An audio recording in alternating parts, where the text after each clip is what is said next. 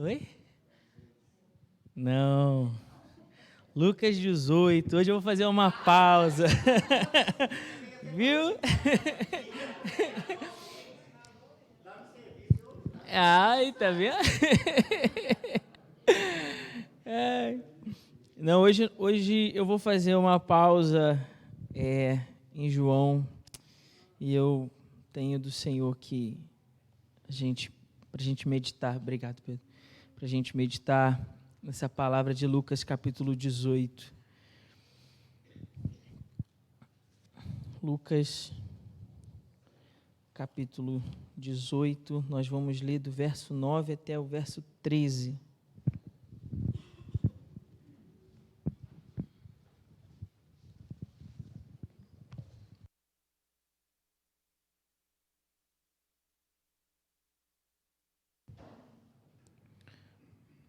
Bom, todos já encontraram? Amém? Lucas 18, a partir do 9, do 9 até o 14. Diz assim a palavra do Senhor.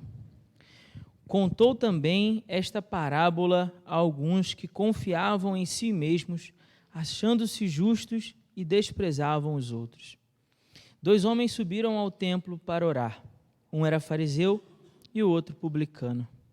O fariseu de pé orava consigo mesmo. Ó Deus, graças te dou, porque não sou como os outros homens, ladrões, injustos, adúlteros, nem mesmo como este publicano. Jejuo 2 vezes por semana e dou o dízimo de tudo quanto ganho. Mas o publicano, em pé e de longe, nem mesmo olhava, levantava os olhos ao céu, mas lamentava-se profundamente, dizendo: ó Deus, tem misericórdia de mim, um pecador. Digo-vos que este desceu justificado para casa, e não o outro, pois todo o que se exaltar será humilhado, mas o que se humilhar será exaltado. Amém? Vamos orar. Pai, graças te damos pela tua palavra, e eu peço a Deus que no nome de Jesus, agora que nós acabamos de ler a tua palavra, o Senhor possa iluminar a nossa mente, o nosso coração, ao entendimento da tua palavra. Deus querido, continua falando conosco, Deus, como o Senhor já tem falado através das canções. Ó Deus, abre, Senhor, os nossos ouvidos, abre os nossos olhos para te ver, tira, Senhor, o tampão dos nossos ouvidos para te ouvir. Ó Deus, quebra o nosso coração, ó Pai de pedra, e põe em nós um coração de carne nessa noite, um coração que arda, que bata, que queime pela tua presença, Senhor. Ó Deus querido, em nome de Jesus. Amém. Os irmãos podem se assentar, mas mantenha, por favor, a sua Bíblia aberta. Mantenha, por favor, a sua Bíblia aberta. Bom, o capítulo 18 de Lucas é um capítulo bem interessante.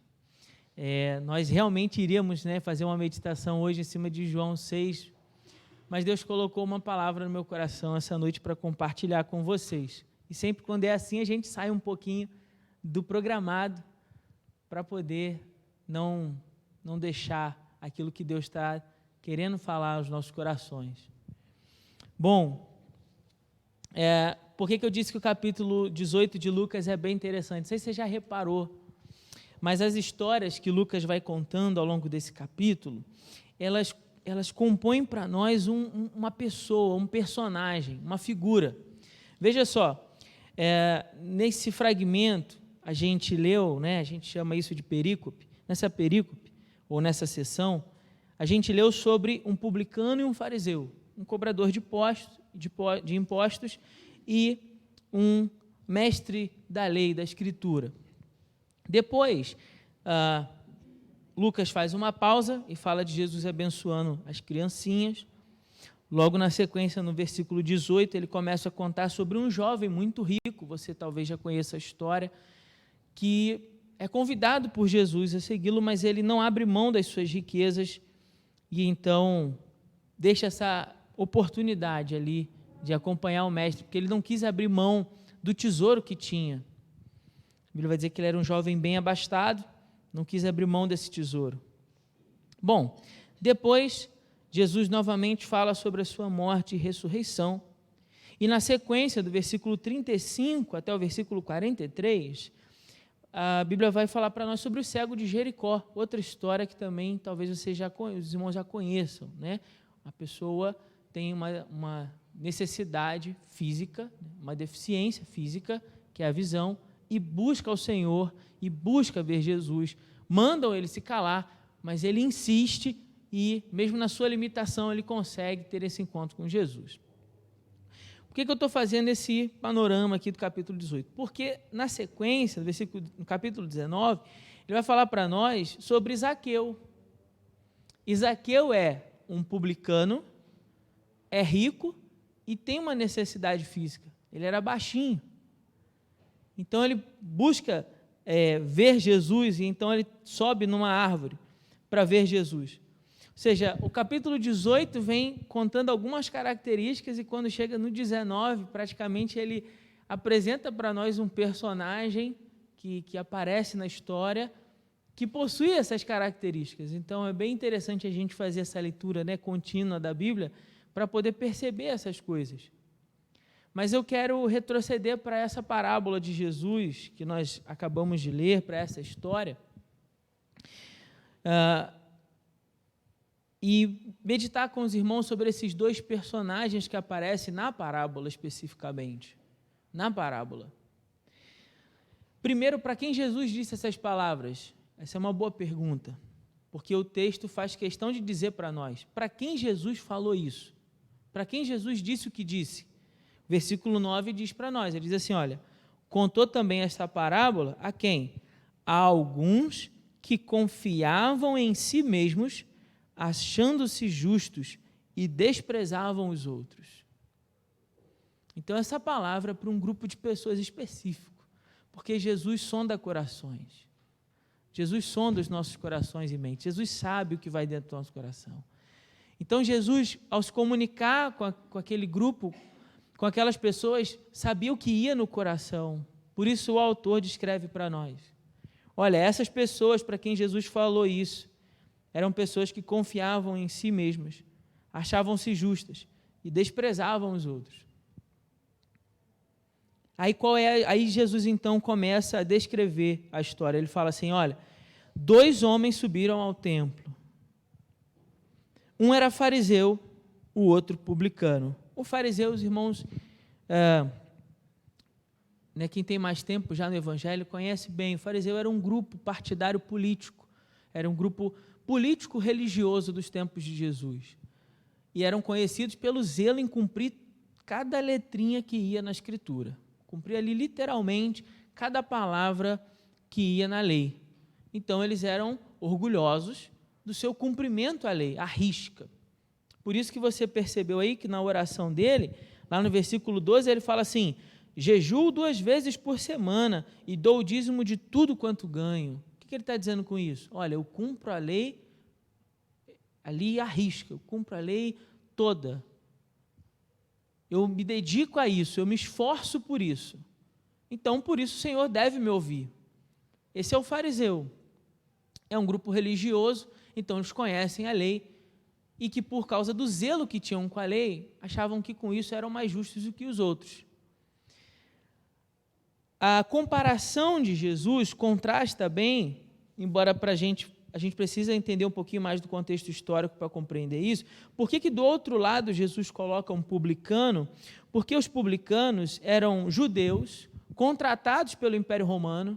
Você vai lembrar que nesse período histórico, Jerusalém está sendo dominada por Roma, certo? E Roma, então, vai exigir impostos dos judeus. E para poder coletar esses impostos, Roma contrata judeus, que são os publicanos, para cobrarem os impostos dos seus próprios irmãos. Então, o próprio povo judeu olha para o publicano como um traidor. Como alguém que se aproveitou do momento que eles estão vivendo, sendo dominados por uma força estrangeira, para se aproveitar dos seus próprios irmãos. Por isso é que o fariseu olha para o publicano e despreza-o. É por isso que ele despreza o publicano. Na visão do fariseu, o publicano é um inimigo. Ele é um inimigo. Ele tem o seu sangue como judeu, mas ele é um inimigo, porque ele serve ao inimigo. Então, quando Jesus coloca para nós o fariseu indo ao templo e o publicano indo ao templo, ele coloca, olha, os dois estão indo em uma geografia em que eu desejo me manifestar a eles. Aonde Deus se manifesta naquele lugar, onde as pessoas vão para buscar a Deus. Um que vai, domina a lei. O outro que vai, domina os números. É bom de cálculos. Mas é visto como um inimigo, como um traidor do seu próprio povo. Aí ele começa narrando para nós, primeiro, a oração do fariseu. Então, esse primeiro contraste aqui que nós vimos. O fariseu, mestre da lei, versículo 10, o publicano, visto como inimigo do seu povo. Esse é o contraste. Quem Deus vai ouvir? O inimigo ou aquele que segue a lei ali fielmente? Quem Deus vai atender a oração? Os dois foram ao templo buscar a Deus. A quem Deus vai se manifestar e se revelar? Aí no versículo 11, ele começa a dizer para nós, o fariseu de pé orava. Como ele orava? Ele diz, ó Deus, graças te dou, porque não sou como os outros homens, ladrões, injustos e adúlteros, nem mesmo como este publicano. Primeira coisa que eu quero que você perceba, o fariseu conhece o pecado de todo mundo, né? Ele até faz uma listinha, ó. Ele diz assim para nós, ó, eles são ladrões, injustos, adúlteros. E esse outro aí que subiu comigo também é publicano, também não sou como ele não, e graças te dou porque eu não sou como ele. Ele conhece o pecado de todo mundo, ele só não conhece o pecado dele. Ele consegue enxergar o pecado de todo mundo, ele só não consegue se enxergar diante do espelho. A dificuldade dele é essa, mas o pecado de todo mundo, isso ele sabe bem, ele conhecia o pecado dos outros, só não conhecia o seu próprio pecado. Outra coisa nesse versículo também que eu quero ressaltar a sua atenção é que ele tinha uma visão distorcida da própria justiça.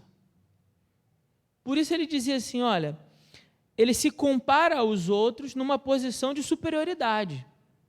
Não é isso? Quando ele diz assim, olha, Senhor, eu te dou graças, ó Deus, graças te dou, por quê? Porque eu não sou como os outros. Eu me comparo com eles e me coloco numa posição de superior. Eu sou melhor do que eles. Então, agradeço ao Senhor por não ser tão ruim como esses caras aqui do meu lado. Que são ladrões, são injustos, são adúlteros e como esse publicano que está aí. Então, veja que a visão que o fariseu tem sobre ele mesmo e sobre a sua própria justiça é uma visão distorcida pelo seu orgulho de se sentir melhor do que os outros. Essa é a visão que ele tem dele. A visão que o texto mostra para nós do publicano é uma visão bem diferente. Porque, veja, o texto vai dizer que ele nem mesmo, versículo 13, acompanhe comigo aí, ó, diz assim, ó, ele de longe, como quem, olha, eu não me sinto nem digno de estar aqui. Nem mesmo levantava os olhos ao céu. Sabe aquela pessoa que está envergonhada? Que ela está ali olhando para baixo, ela está tímida, está contida. Enquanto o outro está lá arrogante, dizendo, olha, graças a Deus que eu não sou como esse aí, e esse outro aí também que entrou aí, agora não, esse publicano aí. Ainda bem que eu não sou igual a ele. O outro está lá olhando para baixo. Lamentava-se profundamente. Lamentava-se profundamente. Diz o versículo 13. Alguns, numa tradução mais literal desse fragmento do texto, vai dizer que ele batia no peito. Talvez a sua tradução esteja escrito assim, né? Que ele batia no peito. E esse era um sinal de contrição, de arrependimento, de coração quebrantado. Por isso ele batia no peito. Em algumas traduções, a minha aqui, que eu estou lendo é século 21, ela vai colocar para nós, ele lamentava profundamente, porque essa é a ideia. Alguém que está realmente constrangido, alguém que está ali contrito, quebrantado. A visão do fariseu, então, é uma visão cheia de justiça própria. A visão do publicano é a visão de um homem que está se humilhando na presença de Deus, é um homem que reconhece que não merece estar ali. Ele está de longe, ele bate no peito, ele lamenta profundamente, ele não quer nem olhar para cima, ele olha para baixo. Depois, o versículo 12, vai dizer assim para nós: jejuo 2 vezes por semana e dou o dízimo de tudo quanto ganho. Veja bem, jejuo 2 vezes por semana e dou o dízimo de tudo quanto ganho. Note que para o fariseu, que conhecia os pecados dos outros, ele agora começa a se exaltar pela justiça que pratica, por quanto ele cumpre a lei. O que você faz? Aí ele dá um relatório, está prestando um relatório aqui para Deus, como se Deus não conhecesse. Então ele começa a listar, assim, eu faço isso, e faço aquilo outro também. É por isso que eu devo ouvir minha oração. Então ele começa a fazer uma lista, como se pudéssemos comprar o favor de Deus com aquilo que a gente faz. Como se as nossas boas ações não fossem como trapos de imundície diante do Senhor. Mas ele não entende isso. Bom, o fariseu, ele não entende o que o apóstolo Paulo escreveu para a igreja de Éfeso, no capítulo 2, verso 8, um texto que os irmãos conhecem bem, quando a palavra de Deus nos diz assim: porque pela graça sois salvos, pela graça sois salvos por meio da fé, e isto não vem de vós, é um dom de Deus. Aí o versículo 9, eu tenho certeza que esse fariseu gostaria de ter ouvido, porque ele diz assim, olha, não vem das obras para que ninguém se glorie. Não vem das obras. Mas lá na nossa oração, que nós estamos aqui analisando juntos, o fariseu está dando uma lista de tudo aquilo de obra que ele pratica, na esperança de que isso possa, de alguma maneira, barganhar com Deus o seu favor. E a palavra de Deus está dizendo para nós, olha, não vem pelas obras, para que você não se encha de orgulho, feito esse fariseu aqui. É isso. É pela graça. Graça é um favor imerecido. É algo que você não fez nada e nem poderia fazer para pagar, mas ele te ofereceu de graça. O fariseu, ele não conhecia isso, porque ele achava que se, de alguma maneira, oferecesse a Deus aquilo que ele tinha no bolso, ou passasse fome um pouco mais 2 vezes por semana, dessa maneira ele conseguiria dar para Deus algo que depois ele pudesse pedir algo em troca. Então o fariseu vai dar da sua fome e vai dar do seu bolso. Ora, o que o publicano dá para Deus? O publicano dá o seu coração. Ele lamenta profundamente e diz para Deus, ó Deus, tem misericórdia de mim, um pecador. O fariseu está querendo barganhar com Deus porque acha que merece alguma coisa. O publicano sabe que não merece nada. O publicano reconhece que ele é um pecador. E olha o que a Bíblia nos diz lá no Salmo capítulo 51, Salmo 51, versículo 17, a palavra de Deus nos diz assim, o sacrifício aceitável para Deus é o espírito quebrantado. Ó Deus, tu não desprezarás o coração quebrantado e arrependido. O fariseu conhecia essa palavra. Ele não conhecia o texto de Efésios, mas o texto de Salmos ele conhecia. E o sacrifício que Deus deseja de nós? Eu vou fazer jejum 2 vezes por semana e vou dar o dízimo de tudo aquilo quanto eu ganho, e isso vai me fazer ser aceito por Deus. Não, é tudo graça, é um favor imerecido. É por sua misericórdia, porque Deus é rico em bondade e misericórdia que Ele nos aceita. Por isso, Davi sabia bem que o sacrifício aceitável para Deus não é apenas o que vai no meu bolso, mas é o que está no meu coração. Não é apenas que eu jejuo 2 vezes por semana, mas para que eu me apresente diante de Deus com o coração quebrantado. Porque se eu me apresentar diante de Deus com o coração quebrantado, Ele não vai me desprezar. A minha oração não vai ser inútil, não vai ser vazia de significado. Se eu me apresento diante de Deus reconhecendo quem eu sou, arrependido do meu pecado, então eu alcanço misericórdia e graça diante do Senhor. Aquele que vai ao templo, e diz o texto, não é justificado, não é aceita a sua oração, é aquele que foi ao templo cheio da justiça própria. Agora, este homem pediu misericórdia. Misericórdia. O que significa isso, misericórdia? É quando o justo juiz nos dá uma segunda chance. Isso é misericórdia. Simples assim. Se você quiser entender, é isso. É quando Deus nos dá uma segunda oportunidade para a gente começar de novo, para a gente se levantar, para a gente não cair mais nos mesmos erros, para a gente poder reescrever a nossa história, reescrever a nossa família, a nossa casa, a nossa vida com Deus, o nosso ministério, a nossa comunhão, para a gente começar de novo. Isso é misericórdia. Por isso que a Bíblia vai dizer que a causa de nós não sermos consumidos, lá no livro de Lamentações, é o quê? Que as misericórdias do Senhor fizeram o quê? Se renovaram sobre nós. Quanto tempo? A cada dia, todo dia. Se a misericórdia do Senhor não tivesse se renovado sobre nós, hoje você teria ido. Sua família estava de luto. Você está aqui simplesmente porque as misericórdias do Senhor se renovaram sobre a sua vida. Mais uma vez, Deus depositou 24 horas na conta da sua vida, te dando a oportunidade de viver na presença dEle. Foi por isso que você acordou de manhã. Você despertou por causa disso.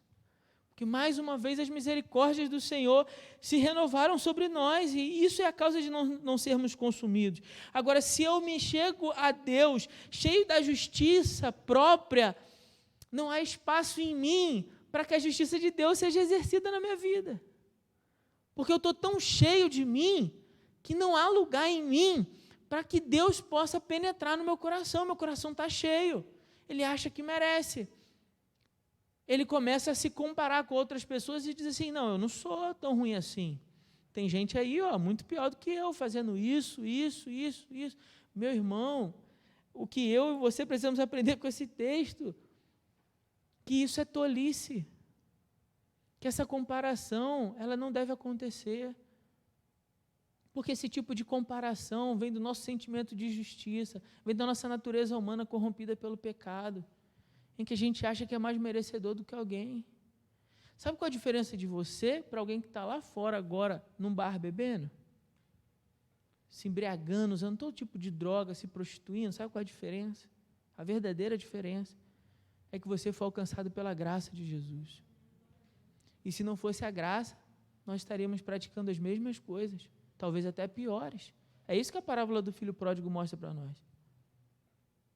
Então, meu coração não pode se encher de justiça achando que eu mereço isso, eu não mereço isso. É a graça do Senhor, e quanto menos dessa justiça própria existir em mim, quanto mais clara for a minha percepção de mim mesmo diante desse espelho, chamado Palavra de Deus, chamado Ação do Espírito Santo de Deus que me convence do meu pecado, quanto mais a minha visão é clara sobre quem eu sou, então mais lugar e oportunidade eu tenho para que Deus possa agir na minha vida.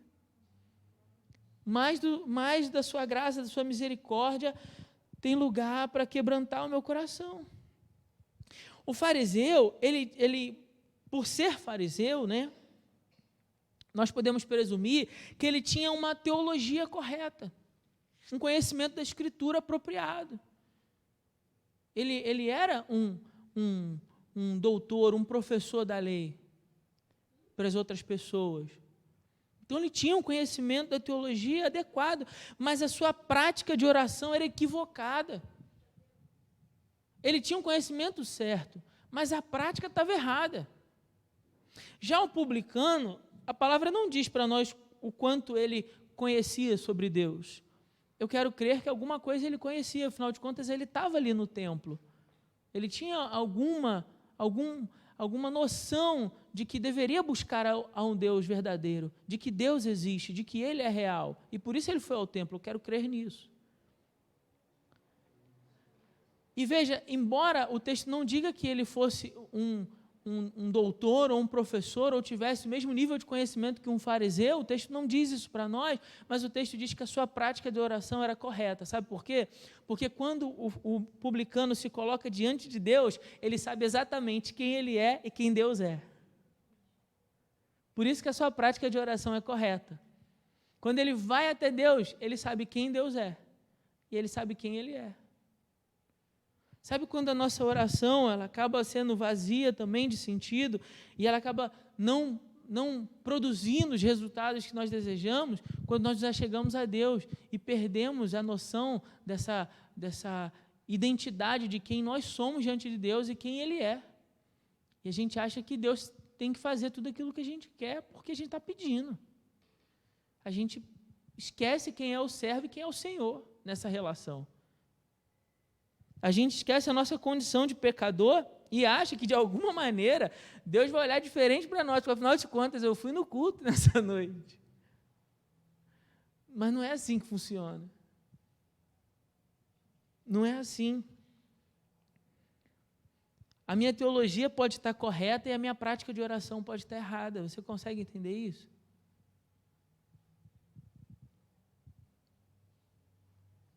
Agora, eu posso talvez não conhecer muito sobre teologia ou sobre a Escritura, mas eu posso perfeitamente ser atendido pelo Deus Todo-Poderoso, Criador do Universo, simplesmente porque eu fui até Ele reconhecendo quem Ele é e quem eu sou, reconhecendo a minha condição de pecador.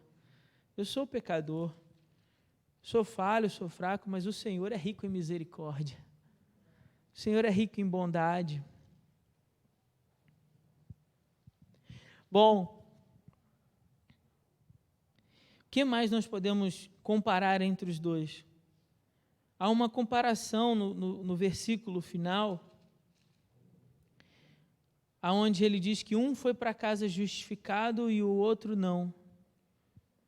Porque um se exaltou, enquanto o outro se humilhou na presença de Deus. Como nós lemos no versículo 17 do capítulo 51 do livro de Salmo, o que Deus aceita é um coração quebrantado, é um coração contrito, é um coração de quem está disposto a se humilhar na presença do Senhor. É esse o coração que Deus deseja ver em nós. Não é o coração cheio de justiça própria, com uma visão equivocada de si mesmo, com uma visão equivocada dos outros. Porque quando eu me acho melhor, eu também acho os outros piores do que eles realmente são. Com uma visão equivocada sobre Deus e sobre a eternidade, sobre quem Ele é e sobre como Ele age. Agora, se eu me humilho, se eu não me declaro como justo, mas reconheço a minha condição de pecador e clamo a Deus pela sua misericórdia, o que acontece comigo é um olhar diferente sobre a própria eternidade. Quando eu vou ao templo, pense nisso. Quando nós, vamos pegar o nosso exemplo aqui. A gente veio para a igreja hoje e nós desejamos olhar não apenas para os nossos irmãos. É claro que a gente veio, a gente tem prazer de estar junto, mas a gente veio com o desejo de ver a Deus. Amém?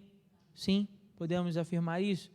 A gente veio com o desejo de se relacionar com o eterno, não é isso? E quando esses dois homens vão ao templo, o desejo deles é se relacionar com o eterno. Ainda que o fariseu esteja equivocado, mas vamos pensar no geral por um momento. É desejo deles se relacionar com o eterno. Quando nós contemplamos um Deus eterno, aquilo que é da nossa vida humana se torna muito pequeno diante da eternidade. As coisas que para nós são muito grandes, em vistas e sob a lupa da eternidade, elas se tornam minúsculas. A eternidade lança uma luz sobre a nossa vida e nos dá uma outra dimensão das coisas. Vou te dar um exemplo. Você, de repente, está muito chateado, está muito triste, revoltado, porque você perdeu o emprego.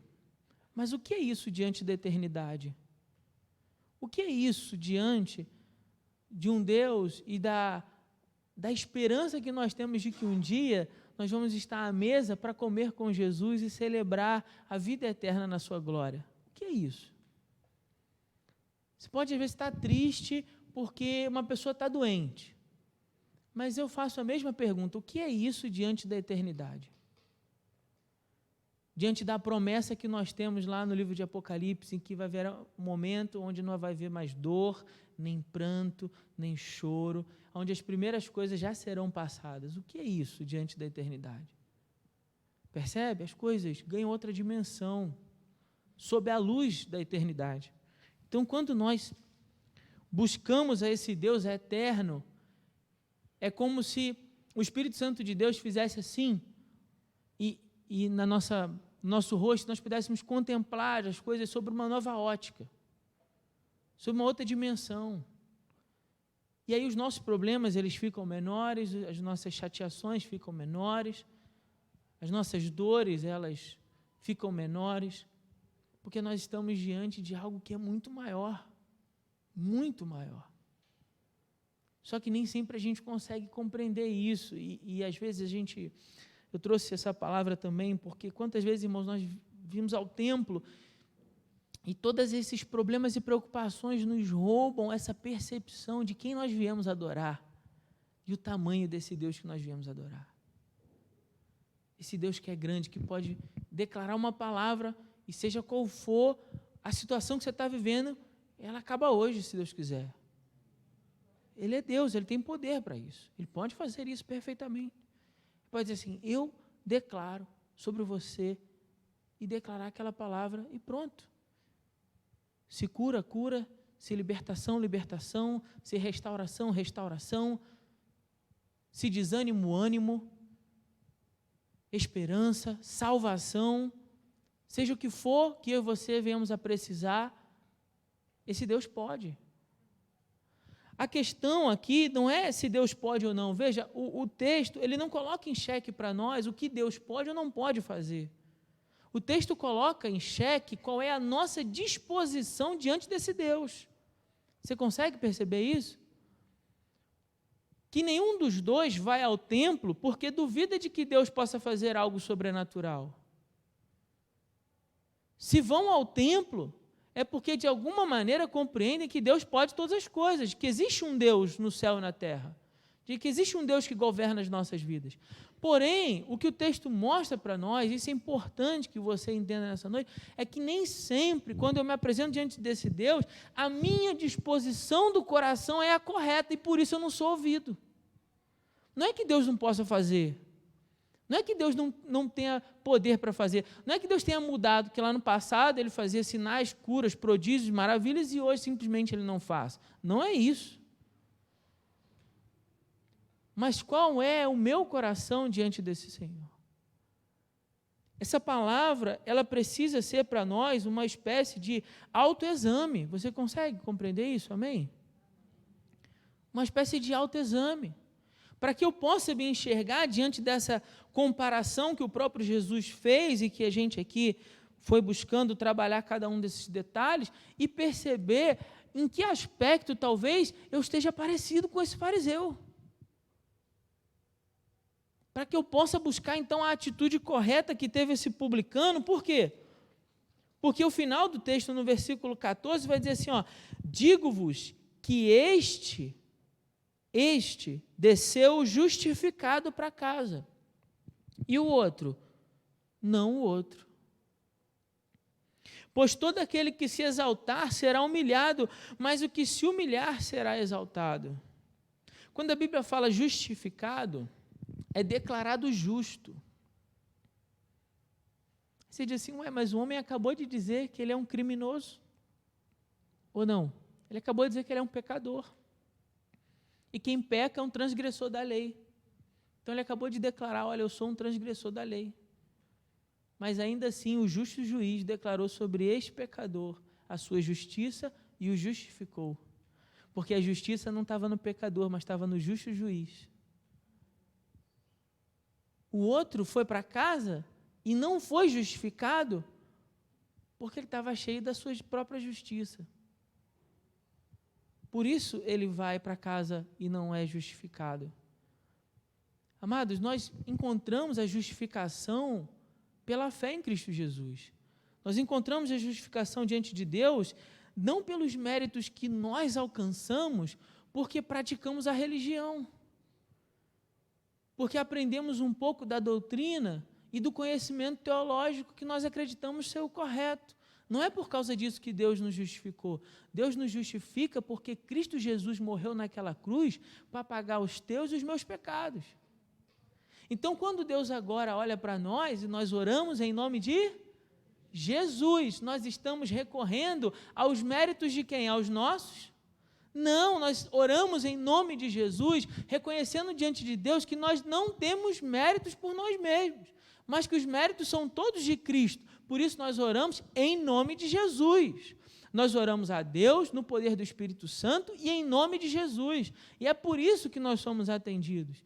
Não porque a gente vem à igreja, a gente dá o dízimo, a gente participa da escola bíblica, a gente cumpre esse ou aquele outro ritual, e aí por isso Deus então acha graça diante de nós. Não. Nem 1 milhão de anos nós poderíamos pagar tudo aquilo que Cristo fez na cruz por nós. De uma vez por todas, Ele apagou os nossos pecados. Então, quando a minha disposição diante de Deus é a disposição como a desse publicano, que se humilha, reconhecendo que não tem méritos em si mesmo, ele então é justificado. Ele vai para casa com seus pecados perdoados, sua oração é atendida. Sua oração é atendida. Sabe, eu escrevi um texto há um tempo atrás e eu quero ler para você bem rapidinho para a gente terminar essa palavra.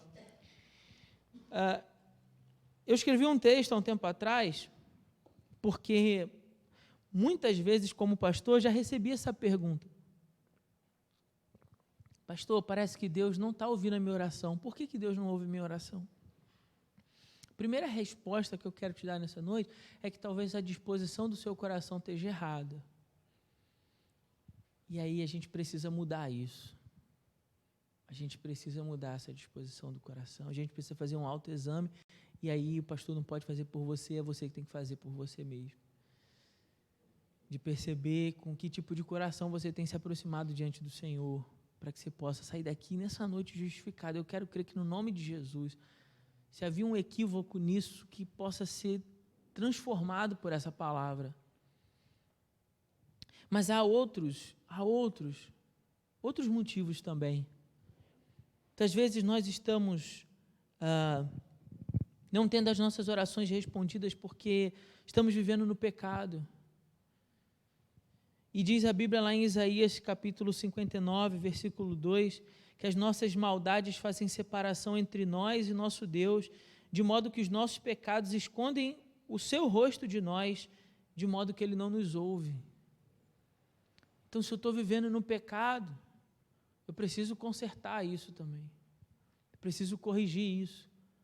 O desejo daquele homem que batia no peito dentro daquele templo era o desejo de ter uma oportunidade para fazer diferente. É isso que chama arrependimento. Quando há em mim a disposição de mudar as coisas. Quando há em mim essa disposição, então, as coisas podem ser transformadas pelo poder do Espírito Santo. Pode ser também que a minha oração seja uma oração egoísta. Lá no livro de Tiago, capítulo 4, versículo 3, a palavra diz que pedis e não recebeis, porque pedis de modo errado, só para gastarem vossos prazeres.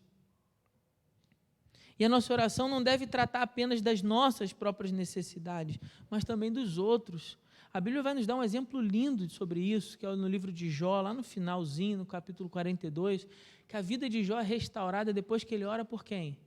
Pelos seus amigos. Os mesmos amigos que acusaram ele de tudo quanto era coisa. E a vida dele é transformada, ele orando por esses homens. Entende? A oração do fariseu era uma oração cheia de orgulho, não tinha espaço ali para a necessidade dos pobres, não tinha espaço ali para a dor das pessoas que sofrem, não tinha espaço ali para mais ninguém que não fosse ele, porque ele estava tão cheio de si mesmo que não tinha lugar. Então, nesses momentos também, realmente, nossa oração não é atendida. Como eu disse, quando há um coração orgulhoso diante de Deus, a nossa oração também não é atendida porque Deus ouve o coração quebrantado e arrependido. Deus atende aquele que pede com humildade de coração.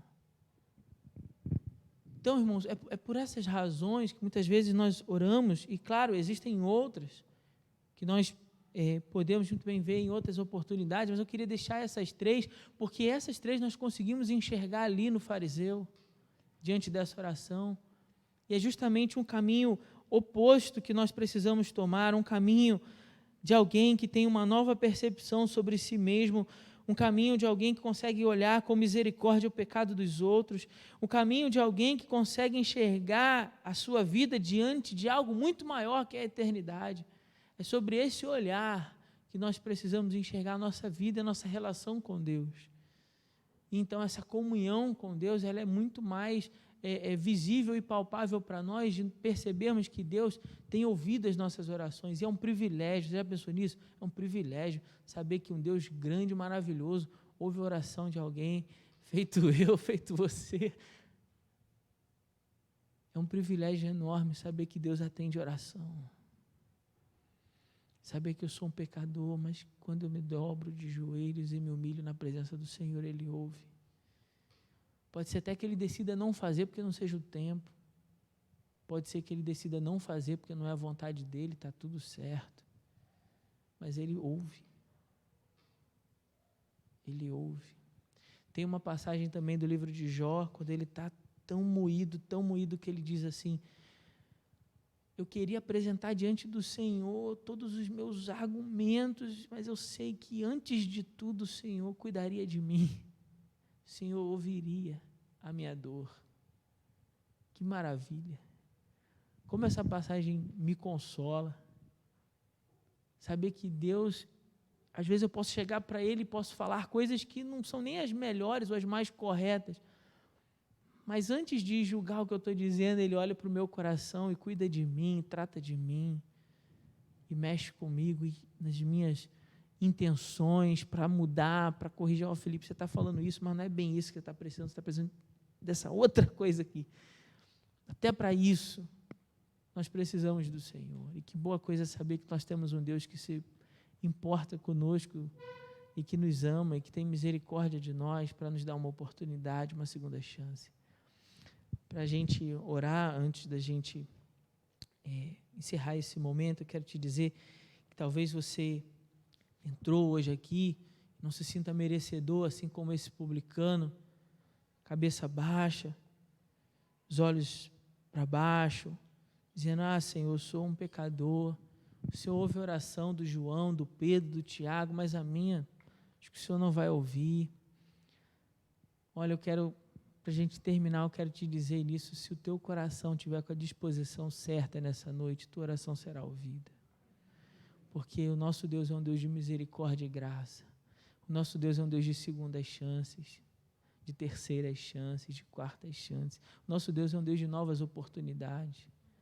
Depende só de como está o teu coração, qual é a disposição que está no teu coração de reescrever essa história diante do Senhor. Vamos orar por isso?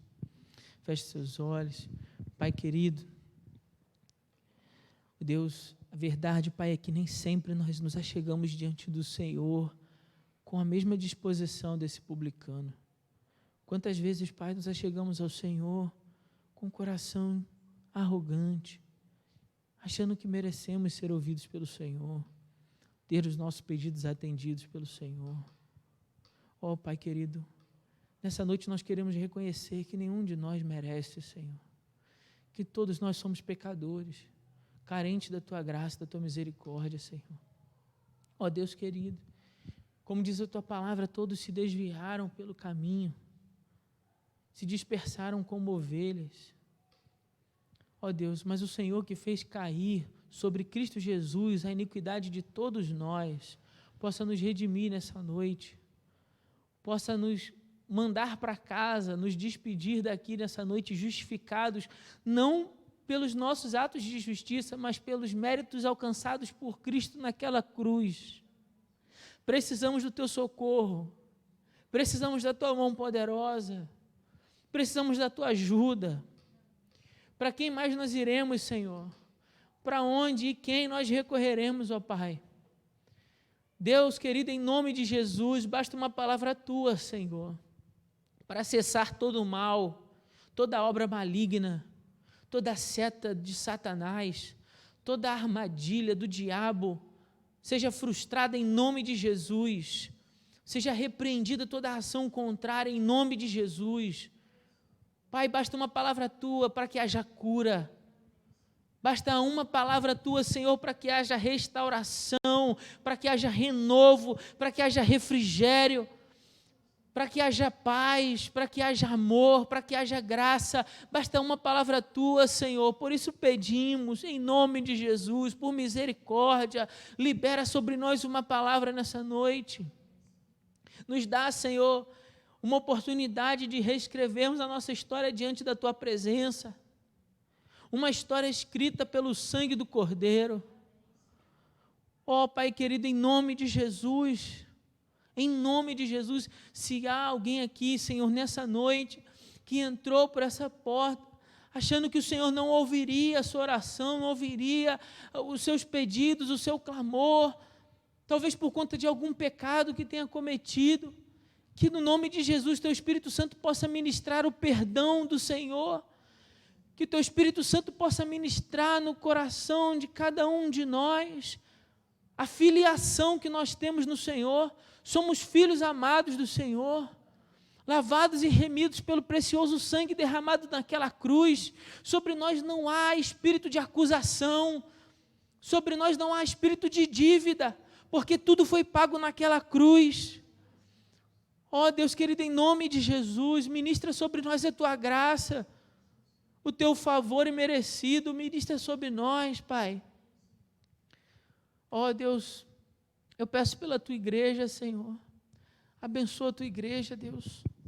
Precisamos tanto do Senhor, carecemos tanto da tua misericórdia, carecemos tanto que o Senhor nos ouça e atenda o nosso pedido por avivamento, por um despertamento genuíno, por um quebrantamento, que haja sempre no nosso meio, ó Pai, arrependimento sincero, que haja no nosso meio, ó Deus, amor fraternal, que haja no nosso meio, ó Deus, mais dedicação pela tua causa, pelo teu evangelho, pela tua obra, que haja em nós, Senhor, um despertamento nesse tempo e na necessidade, no sentimento de urgência desse tempo, Pai, de clamarmos, Senhor, porque senão as pedras clamarão, mas que não seja necessário, Deus, as pedras clamarem.